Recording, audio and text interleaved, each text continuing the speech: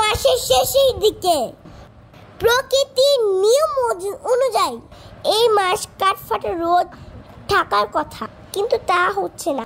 সারা দেশে ঝড় শিলাবৃষ্টি হচ্ছে। বৈশাখের শুরু, বসন্ত বিদায়ের পর গ্রীষ্ম বরণ করে নেওয়ার পালা। বৈশাখ নিয়ে বাঙালির মধ্যে উদ্দীপনা শেষ নেই। এই যেমন রক্তে মিশে গিয়ে, এটা কেবল পালন করা নয়, অন্তর দিয়ে পালন করা হয়।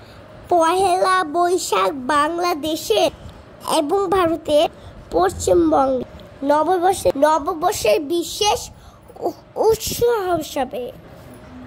উৎসব হিসাবে পালন করা হয়। বাঙালির ঐতিহ্য। সব বাংলা বছরের প্রথম দিনকে বরণ করে নীতি আনন্দে মেতে ওঠে। সম্রাট আকবরের সমকাল থেকেই মূলত পহেলা বৈশাখ পালন করা শুরু হয়। মূলত খাজনা আদায় ও শুল্ক পরিশোধে চৈত্র মাসের শেষ দিনে প্রজাদের বাধ্যতামূলক থাকতো। বৈশাখের প্রথম দিন মিষ্টি মুখ করানো, এর মাধ্যমে নিজ অঞ্চলের অধিবাসীদের মিষ্টি মুখ এর আয়োজন করা হতো।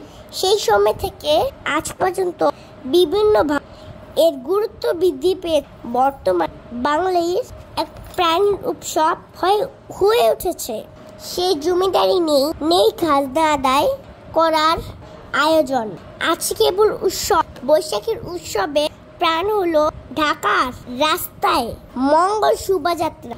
বহু বছর ধরে মঙ্গল শোভাযাত্রা চলে এসেছে। এই বছর প্রতিষ্ঠানগুলি নিজ উদ্যোগে মঙ্গল শোভাযাত্রা নির্দেশনা দেওয়া হয়েছে। সারা বছর মঙ্গল আলোয় আলোকিত হয়ে উঠুক। তাই তো পহেলা বৈশাখ বাঙালির প্রাণীর উৎসব।